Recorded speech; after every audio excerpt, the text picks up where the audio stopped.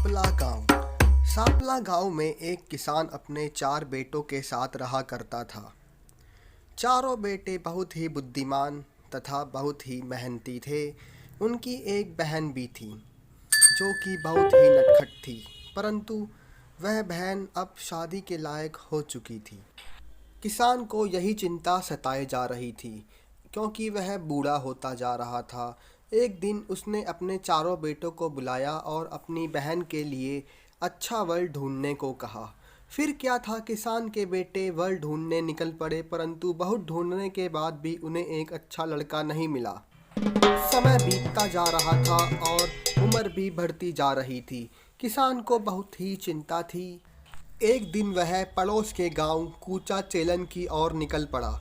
वहां उसको अपनी बेटी के लिए एक अच्छा लड़का मिल गया। उसने उसके घर वालों से बात करी और घर वाले भी राजी हो गए। फिर काली चौदस के दिन लड़के वाले लड़की को देखने को आए और लड़के वालों को भी किसान की लड़की पसंद आ गई। लड़के वालों की हाँ को सुन किसान के चेहरे पर रौनक आ गई, परंतु किसान की बेटी ने शादी से मना कर दिया और उसने कहा, मैं एक सुंदर आदमी से विवाह करूंगी। इनका लड़का बिल्कुल भी सुंदर नहीं है। परंतु किसान उसे समझाता रहा, परंतु वह अपनी जिद पर अड़ी रही और उसने शादी से मना कर दिया। लड़के वाले उल्टे पैर चले गए, लेकिन किसान इतने अच्छे लड़के को अपने हाथ से जाने नहीं देना चाहता था। वह अगले दिन अपने गुरुजी के पास गया और उन्हें सारा माजरा बताया।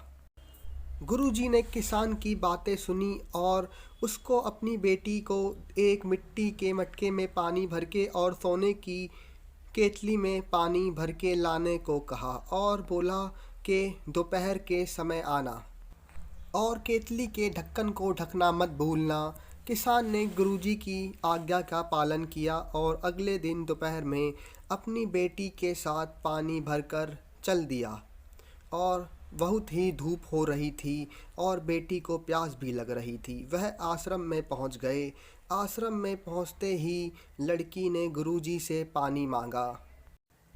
गुरुजी ने लड़की को सोने की केतली में से पानी निकालकर पीने को कहा।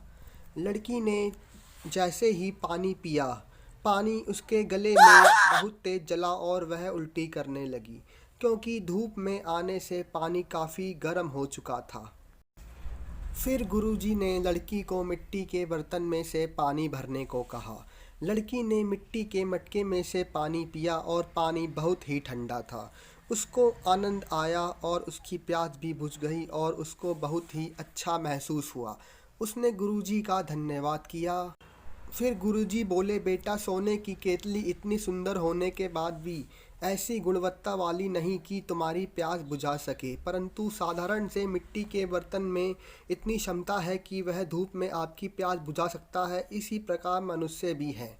सिर्फ मनुष्य की सुंदरता को देखकर हम उससे शादी नहीं कर सकते, क्योंकि विवाहित जीवन को जीने के लिए कुछ गुणों की भी आवश्यकता होती है। और लड़की गुरुजी की बात को मान लेती है और शादी के लिए राजी हो जाती है।